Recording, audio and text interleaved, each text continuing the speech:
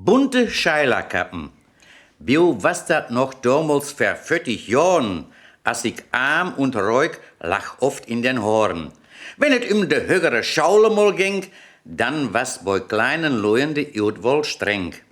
Die Söhne von Afghaten und Beamten, von Doktors, Direktors und Fabrikanten, ob sie schlau wären oder auch dumm, sie kämen bestimmt auf das Gymnasium.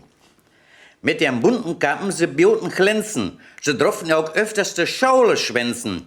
Und dann mal einige Fächer nicht klappen, dann mochte Fahr für no Hülpe berappen. Da einer vom Vorjahr de Kappe noch trägen, dann ginge dörre Strauten arg verlegen. De Gassenjungens siegte hinrieven und munkelten, dieser ist sitten blieben.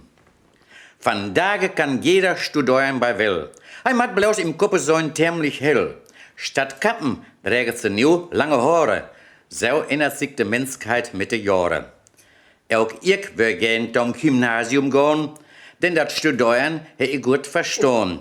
Doch meine Mauer was dauernd am Klagen. Mein Vater war schmiert und vorher hatten 6 Blagen.